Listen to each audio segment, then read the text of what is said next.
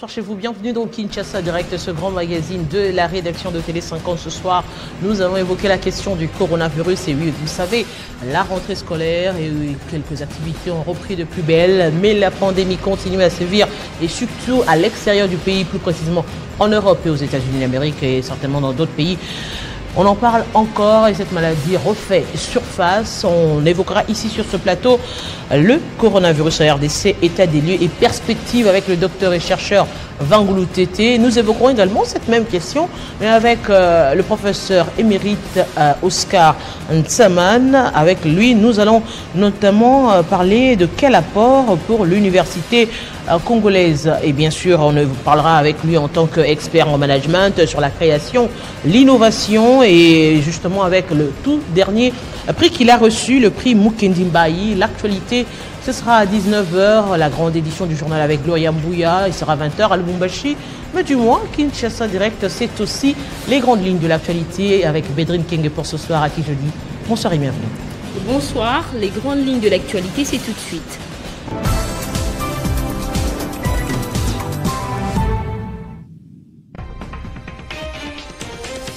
Le bon fonctionnement de la Cour constitutionnelle, c'est le sujet abordé au cours d'une audience que le chef de l'État a accordé au président de 2 chambres du Parlement. C'était ce mardi à la Cité de l'Union africaine. Je n'ai jamais installé le bourgmestre de Minembwe au Sud Kivu. Ces propos sont du ministre d'État en charge de la décentralisation, Azarias Rouberois, qui estime qu'on lui a attribué de façon extrêmement abusive et mensongère l'installation du bourgmestre de la commune rurale de Minembwe. Vous suivrez sa réaction au journal du soir. Légère hausse d'emploi déclarée, reprise économique quoique timide, maintien de la stabilité sur le marché de change. C'est le constat des membres du comité de conjoncture économique ce mardi lors de cette traditionnelle réunion. Ces titres et bien d'autres vous seront développés dans l'édition du soir par Gloria Mbouya. Entre-temps, ne nous quittez pas, restez avec nous. Kinshasa Direct se poursuit avec Arlette Boutella. Merci beaucoup Bédrine Kenge pour toutes ces précisions. On se retrouve très prochainement avec beaucoup plus de plaisir. Entre-temps, avec nous, et même les téléspectateurs, on va continuer tout de suite et ce sera l'invité. Téléchargez les infos Télé 50 sur www.tele50.net.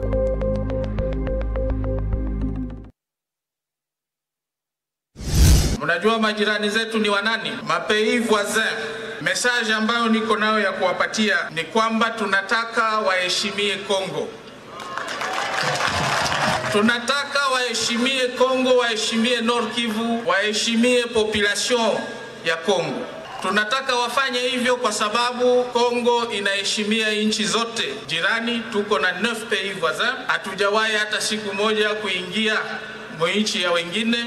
Hatuna sababu ya kufanya vile, kwa sababu yote ambayo tunataka iko hapa Kongo, na tunataka waanze kuheshimia nchi yetu, na objective yetu ni kuishi kwa amani na mapei yote, na ambao watakomplote kufanya vita contre au zidi ya nchi yetu, tutajitayarisha na watatukuta tukikuwa tumesimama na tutaresist. Kutoka hapa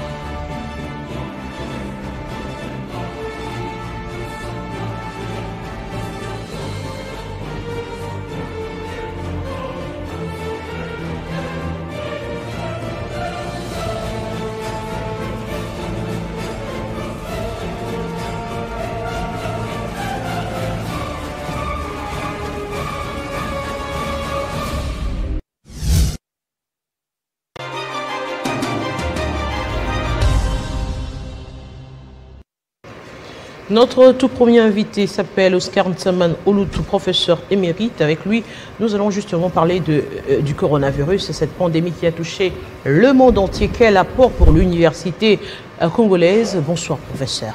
Bonsoir. Oui, on est déjà en direct. Nous sommes déjà en direct. Et oui. Alors, je commence déjà par voir ce trophée. Puisqu'on parle justement du coronavirus, vous avez reçu ce trophée qui est de la 8e édition Mukendi Mbai. Et on dit professeur Oscar Ntsaman Olutu, recteur de l'université du CEPROMA des professeurs émérites de l'université de Kinshasa et lauréat au trophée Mukendi Mbai 2020 dans la catégorie éducation pour tous, instruction du management dans la lutte contre la Covid-19. Plus important, regardez dans le coin. Sponsorisé par qui? Ah oui, c'est l'ambassade du Canada. C'est l'ambassadeur du Canada en RDC. Du Canada qui nous a remis ce trophée. C'est ça qui est important. Qu'est-ce que vous avez fait justement pour avoir ce trophée en rapport avec la Covid-19? Puisque c'est ce qu'on vous attribue quand on dit introduction du management dans la lutte contre la Covid-19. On y va? Oui, on y va. Ben, c'est beaucoup de choses. Qu'est-ce qu'on a fait? Je crois que c'est une longue histoire. Mais je crois qu'en quelques minutes, il y a moyen d'essayer de faire comprendre. Qu'est-ce que j'ai fait? Il faut demander plutôt à ceux-là qui m'ont accordé ce trophée, à l'ambassadeur du Canada, qui s'est impliqué. L'ambassadeur, c'est le représentant d'un pays. C'est tout un pays qui s'est impliqué, qui a reconnu donc les mérites de l'application, de l'implication du professeur Ntsaman dans cela. Mais c'est quoi? Je dirais en fait, ici il faut voir le professeur Ntsaman comme individu. Il faut voir le professeur Ntsaman comme scientifique. Il faut voir le professeur Ntsaman comme détenteur d'International Socrates Award qu'il a reçu de l'université d'Oxford, c'est-à-dire l'académie de l'université d'Oxford l'a reconnu comme membre, l'a coopté comme membre, ont de ces spécialistes savants qui pendant 5 ans peut parler au nom de l'Académie de Oxford, imposer les mains sur des jeunes talents pour dire « je vous reconnais comme étant savant, inventeur », etc. etc. Qu'est-ce que le management vient faire dans la lutte contre la Covid? Ah voilà. Qu'est-ce que le management vient faire? Il faut se poser la question de savoir qu'est-ce que la science vient faire dans la Covid. C'est dans les cadres scientifiques que le management intervient. C'est comme science que le management intervient dans les cadres de la Covid. Alors, s'il y a une différenciation à faire, c'est de dire quel est l'apport, quel est l'impact du management dans la Covid. Quand nous disons apport de management dans la Covid, nous commençons, c'est un peu la théorie d'entonnoir. On commence large, on descend. Autrefois, quand les joueurs de football revenaient avec un trophée, tout le monde criait Manzembe, on applaudissait, c'était l'unité nationale. Mais quand un scientifique comme Malo disparaît, on n'en parle presque pas. Mais ici, quand est venue la Covid-19, pour les scientifiques, c'était une sorte d'éveil. Pour l'homme ordinaire, si vous voulez, c'était la panique. Eh bien, le rôle du scientifique était tout d'abord un rôle particulier, c'est-à-dire l'interprétation, la conception, conception. Et puis, chercher à aller vers les résultats pour savoir que faire. Concrètement, ça signifie quoi? Au moment où les autres sont en train de paniquer, les opérateurs économiques se plaignent. Les douaniers sont dans des bandades. Les hôteliers, les touristes, ainsi de suite. Les scientifiques doivent se poser la question de savoir c'est quoi. Quand on vous dit, les savants, c'est celui qui part, qui transforme les simples en complexité et de complexité en simplicité. Qu'est-ce qu'on peut dire aujourd'hui dans la lutte contre la Covid-19? On essaye de comprendre. Alors dans la lutte contre la Covid-19, les scientifiques sont intervenus. Parlons, disons, coup de chapeau au ministre de la Recherche scientifique et technologique, qui, pour une fois, a pu relever cette renommée des scientifiques. C'est-à-dire, au lieu que les gens commencent à savoir qui est le joueur tel, qui est le danseur tel, mais on devait savoir qui est le scientifique tel qui peut trouver une solution. Eh bien, tous les scientifiques sont intervenus d'une façon sectorielle. On a parlé de Muyembe. Pour ne pas... Muyembe, bien sûr, est là, comme Saman est là. Mais ce qui reste vrai, c'était plutôt l'apport de chaque science. Il y a l'économie. Les économistes interviennent parce qu'il y a panique. Loi de l'offre et de la demande. Les journalistes interviennent pour essayer de faire comprendre la chose, etc., etc.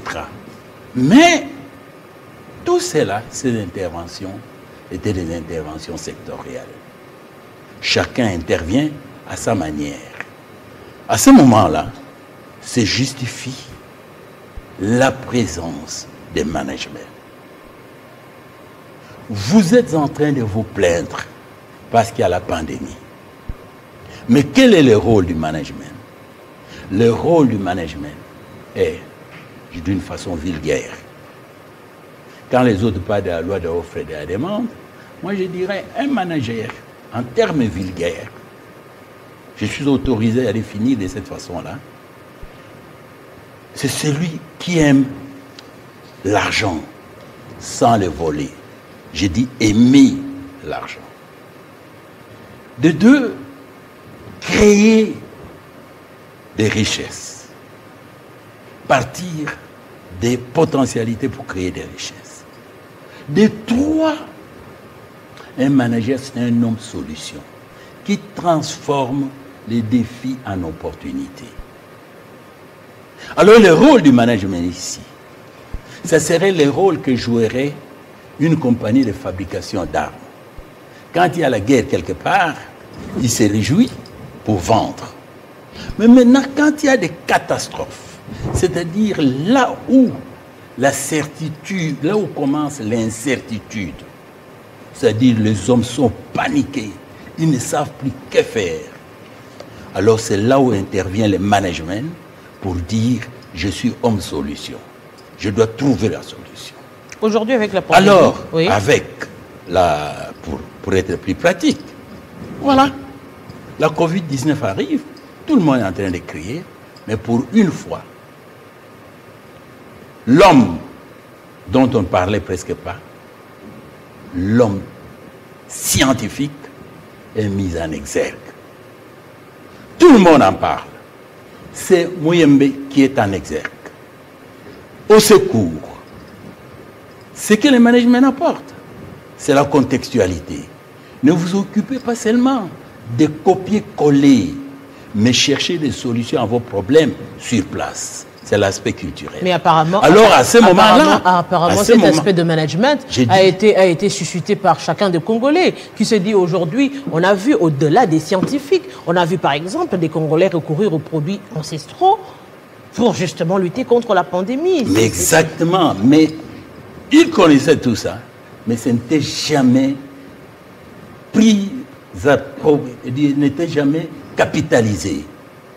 Pas capitaliser, pourquoi? Dès que tu vois une statue, Jésus-Christ, il est blanc. La Sainte Vierge Marie, elle est blanche. Mais quand vous présentez une Sainte Vierge Marie noire, quelle est la réaction? C'est-à-dire, il faut combattre ça.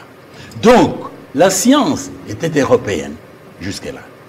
Il a fallu faire venir ce qu'on a appelé les pays des BRICS, c'est-à-dire la Chine, c'est-à-dire l'Inde, pour amener un nouveau vent en partant du principe. Allez-y étudier, mais tout en rapporter la science. Mais ça n'a pas été fait par vous, les scientifiques, aujourd'hui. La preuve, c'est avec la Covid-19. Tous les médecins que nous avons aujourd'hui eus, qui sont, parlant de la création et de l'innovation, mais hier, qui se sont déplacés pour être formés. Et on les voit aujourd'hui revenir un tout petit peu avec du copier-coller. Si, quand on parle de création et innovation, ça voudrait dire, on sous-entend, aujourd'hui, on a vu, on ne va pas négliger, certes, on ne va pas négliger l'apport des produits ancestraux utilisés pendant la Covid-19, qui doivent être capitalisés aujourd'hui. Il y a ces médecins qui ont osé le dire, que l'une des solutions serait, par exemple, le fait de se couvrir avec les feuilles de mangue et consorts. Mais quel est l'apport, justement, le management, c'est là qu'entre le management, pour faire, justement, comprendre à l'homme congolais qu'il y a aussi des solutions, l'homme scientifique congolais, qui a aussi des solutions à nous que nous pouvons instituer. L'apport du management, ce n'est pas la fabrication de produits pharmaceutiques. Ça, c'est l'apport du pharmacien. L'apport du management, ce n'est pas les médicaments. Ça, c'est le problème du médecin. L'apport du management, ce n'est pas la loi de l'offre et de la demande à la production, c'est l'affaire de l'économiste. Mais l'apport du management, c'est faire sortir quelqu'un de l'obscurité pour le mettre, pour en faire une vedette. Aujourd'hui, quand on dit Jérôme Monyangi, on le connaît ou on ne le connaît pas? Il y a 2 ans, 3 ans, est-ce qu'on les connaissait? Non, pas du tout. Aujourd'hui, quand on dit Vango Lutete, on connaît ou on ne connaît pas? Est-ce que dans les temps, on les connaissait? Maintenant, il y a des vedettes. Jérôme Monyangi, Vango Lutete et Kwalanga. Ceux-là sont mis en vedette. Pourquoi? Parce que sur des milliers de Congolais qui étaient en train de faire des recherches, qui étaient en train de se faire soigner d'une façon tradie. Mais tout ça était étoffé, tout ça était anéanti, tout ça était méconnu par les lobbying étrangers. Mais le management a fait que, moi, Saman, dès que j'ai entendu qu'il y avait un membre de l'AUPA, Association des universités privées, Docteur Vango Lutete, qui lève le petit doigt pour dire j'ai trouvé quelque chose, et conciliant cela avec l'appel du président de la République, Félix Antoine, qui a dit tout le Congolais le 18 mars, tout le monde contribuer pour qu'on puisse lutter contre ça. Le management a dit, il y a quelqu'un dans l'obscurité. Vous pouvez beau être savant dans votre cave. Aussi longtemps qu'il n'y a personne qui vous relève là, personne ne vous connaîtra. Alors le rôle du management était de faire sortir Vango du néant, de l'obscurité, pour le mettre en exergue. Et il s'est retrouvé en compétition avec les autres. C'est le monde entier qui a commencé à appeler. Les États-Unis, l'Inde, ainsi de suite. Aujourd'hui, le schéma que Vango a inventé est fabriqué dans une grande pharmacie du Canada, de l'Inde. Et les grandes pharmacies se précipitent pour pouvoir fabriquer ces produits-là. Le produit qui a été inventé par un Congolais. allez-y le faire. Ça, ce n'est pas de l'économie, ça, ce n'est pas le droit, mais c'est le management. Je vais continuer. J'ai dit, un manager, c'est un homme solution. Management, c'est l'argent. Aimer d'abord l'argent. Et puis créer, transformer tout ce qu'il y a comme opportunité, tout ce qu'il y a comme défi, contrainte en opportunité, en se posant la question de savoir qu'est-ce que je vais gagner là-dedans. Comment je peux devenir grand? Alors allons-y. Le président de la République, à Goma, c'est toujours le même président, Félix Antoine Tshilombo, qui a dit pendant mon mandat, je vais former, disons, fabriquer, si vous voulez, des millionnaires congolais. C'est-à-dire produire des millionnaires congolais qui n'ont pas mis la main dans la caisse de l'État, qui n'ont pas volé, mais qui ont utilisé leur intelligence. Mais alors, le management à ce niveau ici, c'est dire, utilisez votre intelligence. Comment est-ce qu'on peut faire concrètement dans le cas de la Covid-19? Vous voyez que tout le monde est en train de porter quoi? Le cache-nez. Et quand vous circulez ici, regardez la couleur des cache-nez, ainsi de suite. Qu'est-ce que vous allez constater?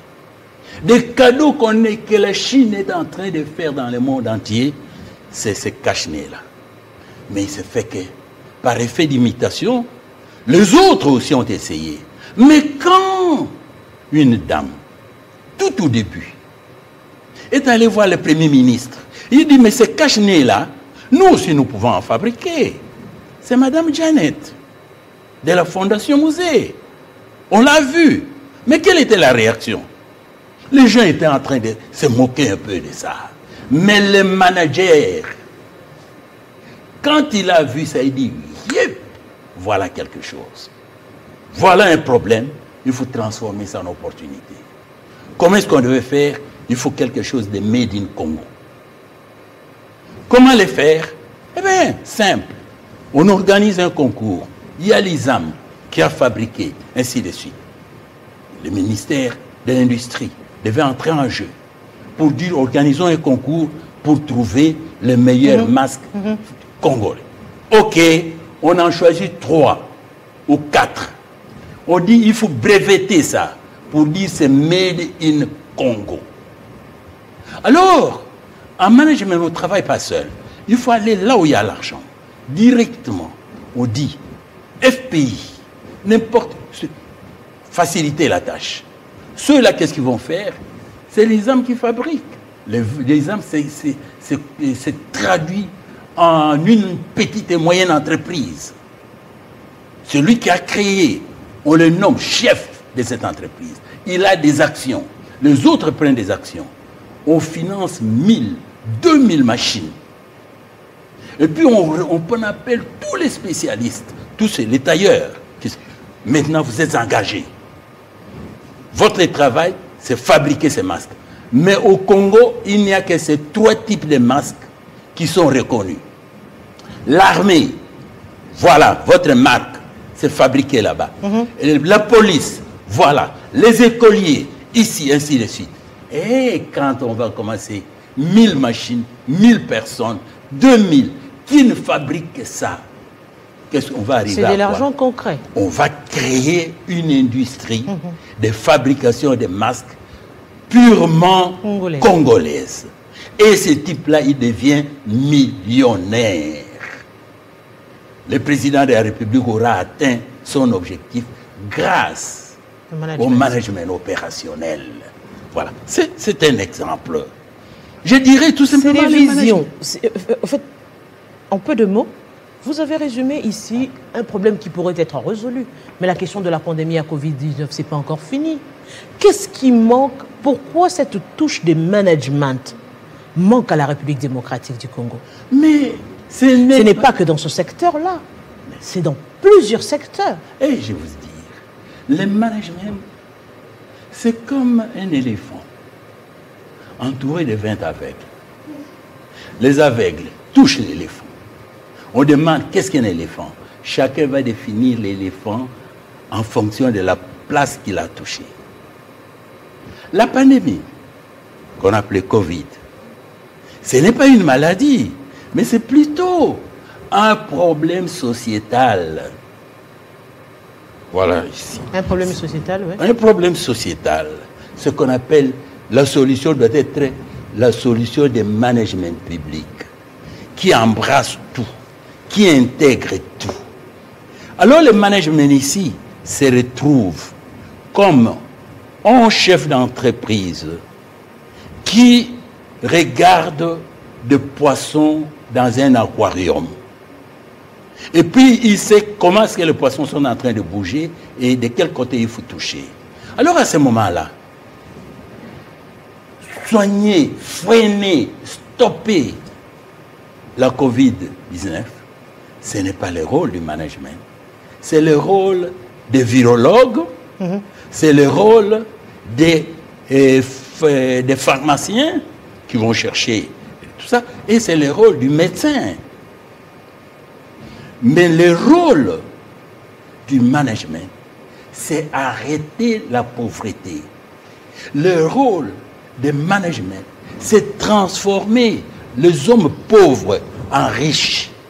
Le rôle du management, c'est créer la petite et moyenne entreprise grâce à la loi sur l'entrepreneuriat et la sous-traitance. Si c'était bien utilisé pour dire allons-y, qu'est-ce qu'il faut? Je donne un autre exemple. Vous savez que quand on était là, on a dit les gens meurent par manque de respirateurs. On n'en a pas. Et vous savez que tout récemment, il y a eu une grande puissance qui a offert 50 respirateurs à la République démocratique du Congo. Est-ce que vous avez entendu? 50 respirateurs. Mais avant ça, nous avions entendu parler de SafeGate qu'on a pu développer ici au niveau d'une université privée comme les CEPROMAD. On a entendu parler des School Labs que les petits ont pu inventer. Mais qu'est-ce qu'on a fait de ça? Bras croisés, on attend. Mais on a entendu parler aussi des respirateurs qu'on avait inventés. Alors le manager, son rôle à ce moment-là, ne serait pas jouer le rôle du ministre du Commerce extérieur pour dire merci pour m'avoir donné. Mais il irait prendre ce gars de l'ISTA, le voler. Venez ici. Comment tu peux faire pour ça? Il dit, mais oui, regarde, j'ai inventé ça. Ok, il cherche. Opérateur économique, qui peut éventuellement prendre ça? Il se présente. FPI, qui ça? Financement. Grâce à FPI, qu'il faut féliciter quand même, FPI a disposé une affaire de 10 millions et plus pour pouvoir aider. À ce moment, on monte une entreprise de fabrication de ces respirateurs. Alors, ça sera un respirateur purement congolais. Au lieu d'attendre qu'on puisse nous envoyer 50 respirateurs de l'Europe, on prend celui qui est là, on transforme. Et on prend ce qui vient de l'Europe, on recopie les modèles, on change tout simplement. Là où on a soudé, eux mettent des boulons pour pouvoir visser. À ce moment, ça devient propre à nous. Ainsi de suite. Ça marche. Et mais mon Dieu, est-ce qu'on a pensé à ça? C'est exactement. Est-ce qu'aujourd'hui, il est tard? Il est tard pour apporter une touche de management à la République. Parce qu'on sent effectivement que cette touche manque sérieusement dans tout ce que nous faisons. On sent qu'il n'y a pas de touche de management. On sent qu'il y a l'intelligence. On sent qu'il y a des compétences. Parce qu'on en voit ici des jeunes qui fabriquent des jouets, par exemple, des véhicules, qui font des maquettes et consorts. Mais tout ce talent n'est pas exploité.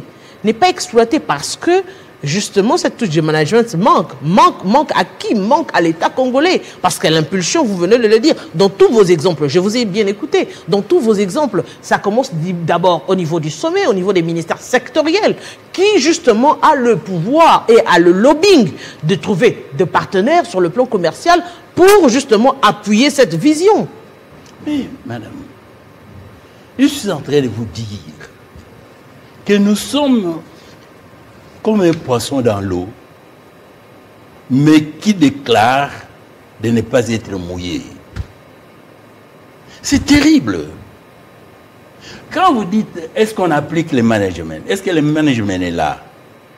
Mais le management, c'est comme l'oxygène. C'est-à-dire, voulu ou pas, l'oxygène arrive. Mais si vous voulez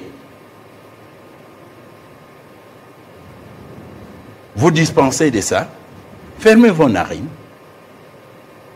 Alors on verra pendant combien de temps vous allez résister. Sinon, à moins que vous puissiez dire, qui se suicide connaît le vrai sens de la vie, comme Camus. Mais si vous n'avez pas envie de vous suicider, mais laissez vos narines faire le travail qu'ils doivent faire. Au Congo, notre pays, le management existe. C'est ce qu'on a appelé le management empirique. Le management empirique, c'est inné. Regardez toujours ces petits talents-là, des petits enfants qui sont en train de jouer au football là-bas. Eh bien, ça y est, on dit, toi tu es qui perds, toi tu es là. Mais qui leur a dit ça? Ce sont eux-mêmes. Le management empirique existe, mais il faut y ajouter le management scientifique. C'est ce que nous avons fait et je crois que c'est réellement fait. Car quand on dit management scientifique, c'est-à-dire les principes des universalités managériales, les 5 infinitifs de management, ça s'est appliqué partout. Qu'est-ce que le management? On chante. Mais il y a quelque chose qui manque. C'est le management culturel. C'est-à-dire l'applicabilité des management dans le contexte. Pas ça doit être le contexte. Le management dit ceci. Vous observez, vous transformez les loisirs en industrie qui vous produit de l'argent. Qu'est-ce que ça signifie? Les petits gars sont en train de jouer au football. Mais quelqu'un monte une équipe de football pour les enfants. Il les entraîne pour commencer à vendre des joueurs. Ça, c'était un loisir. Eh bien, les loisirs, il y a Manzembe qui était là. Manzembe dit, maintenant, je veux construire mon stade propre. Maintenant, au lieu de payer au stade des martyrs là-bas, qui appartient à l'État, mais c'est un homme d'affaires, un manager qui construit son stade. Ça y est, il a transformé les loisirs en argent. Eh bien, allez voir ce qu'on appelait la lutte. Dans les temps, les Mbandi et tout ça, les meilleurs militaires, ici où les militaires étaient des... Nous parlons lingala, parce qu'on a puisé de ce côté-là, à cause de leur endurance. Et puis on chicotait, il était ensanglanté, ainsi de suite, mais jamais bronché. On dit ceux-là, on peut les mettre dans l'armée, parce que s'il y a un secret, il ne dévoilera jamais. Des vrais nationalistes. Mais qu'est-ce qu'on a fait maintenant? On a transformé... On peut transformer ça en lutte pour dire, voilà, pour produire l'argent. Plus près de nous ici, il y a un grand qu'on connaît qui s'appelle encore Edingwe. Nous étions à Matete. Edingwe, c'était terrible. Il tapait tout le monde dans la rue. Mais il a fallu quelqu'un pour souffler Edingwe. Vous savez que, au lieu de commencer, parce qu'il a été tout le temps arrêté, mais vous pouvez commencer à taper des gens d'une façon civilisée et gagner l'argent. On dit, mais comment? Vous créez une ASBEL, vous allez chez l'État, cette ASBEL c'est pour faire les sports. Le sport consiste tout simplement à se donner de coups, ainsi de suite. Alors qu'est-ce qui va arriver? Maintenant, pour pouvoir entrer, aller voir Edingwe quand il se bat, vous payez les billets à l'extérieur. À ce moment, Edingwe peut vous casser la mâchoire. Mais ça dans un contexte bien précis. Eh bien, et il ne sera pas arrêté. Ça reste. On ne l'arrête pas. Parce que on a transformé, c'est un manager qui a transformé les loisirs en industrie. Ça, c'est ce qu'il faut. Maintenant, il y a des opportunités. Ce que nous avons vu là. Mais Covid-19. Mais ça a fait des gens des riches. Et puis les gens ne comprennent pas. Quand maintenant ils crient, on dit pour prendre l'avion, il faut les tests. Ah. Maintenant, quand on dit c'est $30, on dit c'est trop cher, c'est trop cher. Qu'est-ce qui est plus cher que la santé? Et quand vous êtes en train de pleurer, là, tu dis ça tue, ça tue. Est-ce que vous savez que pour pouvoir découvrir les vaccins, il faut investir beaucoup d'argent? Voilà, tout simplement, on a profité de l'opportunité pour créer l'argent. Mais allons-y. Les exemples sont très simples. On va prendre de l'argent, on dit on va rembourser. Mais finalement, on ne sait pas comment rembourser cet argent. On prend une décision, je parle rapidement, les Chinois introduisent le système de péage. Vous, chaque week-end, ce sont des gens qui vont circuler. Alors le gouverneur va estimer qu'il a besoin d'argent. Si la ville a besoin d'argent. Alors ceux qui sortent, ce sont généralement des gens qui sont en voiture. Barrage à partir de l'entrée de quand c'est à là-bas. Si vous voulez sortir, vous payez 5 000. Si vous ne voulez pas sortir, vous restez avec votre voiture. Si vous rentrez, ça y est. Bien à ce moment-là, il y a de l'argent qui arrive. C'est bien le management qui fait entrer de l'argent. La question est de savoir... C'est la suite qui pose problème. Mais le problème, c'est que la comment suite du management utiliser cet argent? Ah là, ce n'est plus le management. Ça devient le management des fiscalités. Comment éviter ce qu'on appelle le coulage, de tout ça. C'est un autre style de management. Mais moi, je parle ici de management opérationnel, stratégique, pour dire comment projeter, pour dire je dis non à la pauvreté, je dis j'aime l'argent, l'argent, l'argent, mais sans voler. Pourquoi? Parce que ma tête là, c'est en fait de l'argent et la science doit se vendre comme des arachides, se vendre au marché. Mais allez-y, allez, Google. Mais il nous vend quoi? Avec WhatsApp, avec Facebook. Il vend seulement son intelligence. Il a inventé, maintenant il faut vendre. Alors quand Notre-Dame ici, qui a inventé... Le robot roulage. Le robot. Qui l'aide pour vendre? C'est le manque de management. Ou même aider à implanter cela à travers toute la République. Voilà. Donc c'est le manque de management. Si maintenant Sama devait intervenir, mais il va dire à cette dame, nous devons nous faire le partenariat. On doit s'associer. Je dois me retrouver. Quand on s'associe, je deviens partenaire. Moi, je cherche maintenant comment pouvoir propulser ça. Je vais vous raconter tout simplement le cas de Toubi. Vous avez entendu parler de Toubi. Un homme qui pesait 350 kilos. Ainsi, toujours en train de pleurer, pleurer, pleurer. Mais un manager arrive, mais toi, tu pleures pourquoi? Mais tu peux te transformer en argent. Mais comment? Ok, signons un contrat. 50%, 50% de ce qu'on va gagner, et moi je vais agir. C'est comme ça. Oui, ok, on signe le contrat. Quand on signe le contrat, le manager prend maintenant, il s'arrange, il va avec son internet. Oh, écoute, nous avons un homme qui pèse 350 kilos. Il bouffe 10 poulets par repas, etc., etc. Voilà, on n'a jamais vu. Il sait tout. Qu'est-ce qu'on fait? On s'entend pour l'amener à la Fikine. Quand il arrive à la Fikine, une jolie maison là, ça y est, il va être. Mais pour entrer, pour voir celui-là, il faut payer combien? $10. Il y a combien de gens qui vont y aller? Ils vont y aller comme ils vont chez Werason. Et pourquoi? Parce que ceux qui sont maigrelets, qui pèsent 40 kilos, ils sont curieux de voir celui qui pèse 350 kilos. Mais le simple fait de le voir, ils oublient qu'ils sont en train d'acheter une simple vision, ce qu'on peut appeler le tourisme. Alors à ce moment-là, à la fin de la journée, quelqu'un qui était à l'entrée se retrouve avec un paquet d'argent.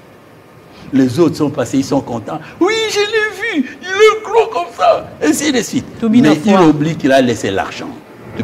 C'est le management qui intervient. Donc dans notre pays ici, regarde, l'argent est en train de flotter comme ça.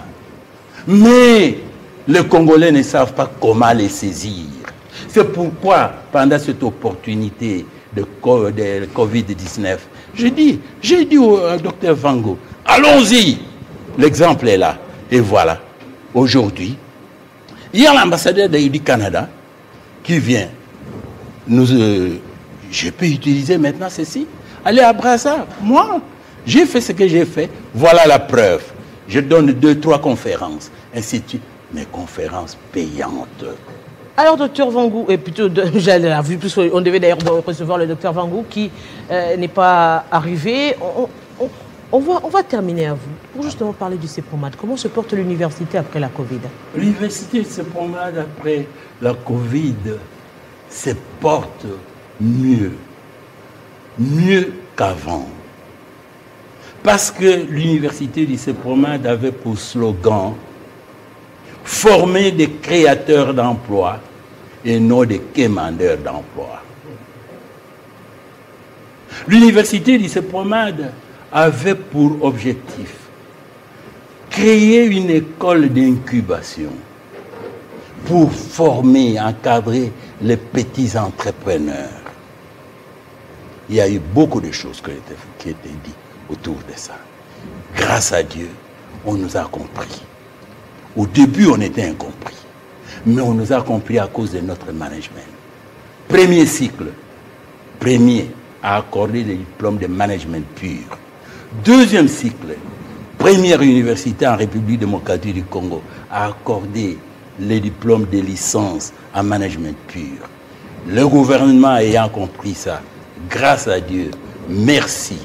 Et au président de la République sortant, qui avait signé un décret pour accorder la personnalité juridique à l'université du CEPROMAD, pour que les diplômes délivrés par l'université du CEPROMAD soient reconnus dans le monde. Maintenant, on nous a accordé le troisième cycle. On forme des docteurs en management. C'est pourquoi nous devons, entre autres, pour motiver le docteur Vango, quand il était en train de faire ses recherches, nous disons, si vous poussez et vous réussissez ça, on va vous accorder les diplômes honoris causa. Et ça, c'était consigné dans un partenariat que nous avons signé 2 à 2 avec lui, pour le motiver à aller. Au lieu de lui donner l'argent seulement, on dit, on va vous accorder un diplôme honoris causa. Et il l'a fait, le dossier est en cours, on avance. Et maintenant, les gens sont en train de se précipiter au troisième cycle de l'université du CEPROMAD. L'avantage, c'est que, de un, ça s'occupe de la validation des acquis de l'expérience. C'est-à-dire, ceux qui travaillent déjà oublient qu'ils ont ajouté un plus dans leurs connaissances. Et c'est ce qui les pousse très souvent à dire « Et le niveau d'enseignement a baissé, ces enfants ne connaissent rien. » Mais ils oublient que les 10 ans qu'ils ont fait dans la vie, ils ont dû apprendre. Alors maintenant, l'université de CEPROMAD va valider ça. Pour dire, c'est lui qu'on refusait à l'université parce qu'il avait eu 69%. On dit, vous n'avez pas eu la distinction, donc vous ne pouvez pas faire le doctorat. Non!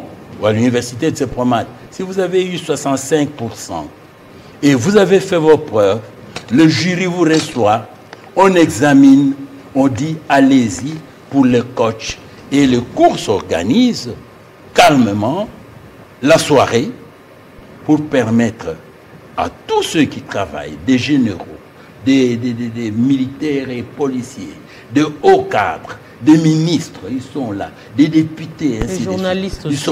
Des journalistes aussi, il y en a. Ils sont en train de suivre. Et d'ailleurs, le 25 novembre, déjà, une série de DA en management, 3e cycle, vont être diplômés. Évidemment, nous ne comptons pas les 30 diplômés docteurs que nous avons formés ailleurs. Mais maintenant, nous formons chez nous. Donc, bienvenue. Et quelque chose de particulier. Très rapidement. Il se fait que la science et management est transversale. Que vous soyez ingénieur, médecins, journalistes, agronomes, ainsi de suite, vous pouvez vous inscrire dans votre DA en management, mais on vous donnera ce qu'on appelle des cours de prérequis, de mise à niveau, pour pouvoir aller. Et on va ajouter un plus chez vous pour mieux appliquer ce que vous avez appris au niveau du secondaire et au niveau des primaires. Et bien sûr, au niveau universitaire, graduat et licence. Parce que pour en faire un coach, et surtout quelqu'un qui va aimer l'argent.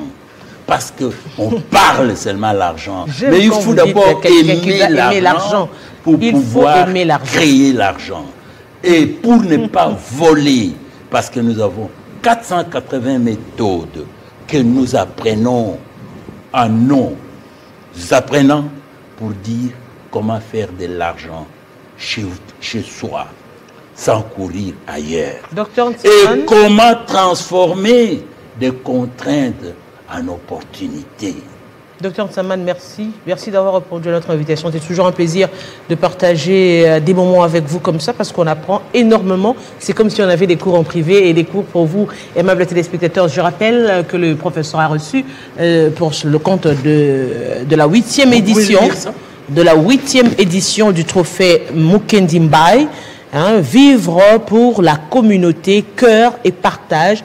Et le thème, c'était plus de solidarité pour faire face à la crise sanitaire de la Covid-19, partageant ensemble les valeurs positives. Et c'est là que le professeur plutôt a été primé pour cette 8e édition qui a été parrainée par l'ambassadeur du Canada en République démocratique du Congo, M. Nicolas Simard, et justement comme président du comité d'organisation, c'est M. Symphorien Katende, directeur général de Wangila Group. Merci beaucoup d'avoir répondu à notre invitation. Vous l'avez compris, le docteur Vangou, qui était également invité, n'a pas pu arriver jusqu'ici. Ce sera un plaisir de le recevoir justement pour évoquer notamment le coronavirus dont il a parlé ici, je crois également sur Télé 50 des différents produits qui devaient justement lutter contre la pandémie. Le professeur, merci beaucoup. Je vous assure que les appels se multiplient et le docteur Vangou va de succès en succès. C'est formidable. Mais il faut maintenant consolider, aller de l'avant. Une touche de management, ce sera toujours le bienvenu et il est temps certainement de comprendre que chacun de nous doit avoir une touche de management. Management, c'est pas seulement pour le travail, pour la vie au quotidien, à chaque jour. Et d'ailleurs, à travers les réseaux sociaux, nous envoyons comme ça des coachs, des habilleurs, des influenceurs. Ça fait partie du management. Comprenez que le monde évolue et il est temps pour la République démocratique du Congo de s'adapter, de se contextualiser par rapport justement au contexte. Permettez-moi la tautologie et certainement ça va nous aider à aller de l'avant et surtout à rivaliser parce que nous sommes dans un monde de compétition avec l'extérieur. C'était un grand plaisir dans quelques instants retrouver Gloria Mbouya pour la suite. Ce sera la grande édition du journal. D'ici là, portez-vous bien.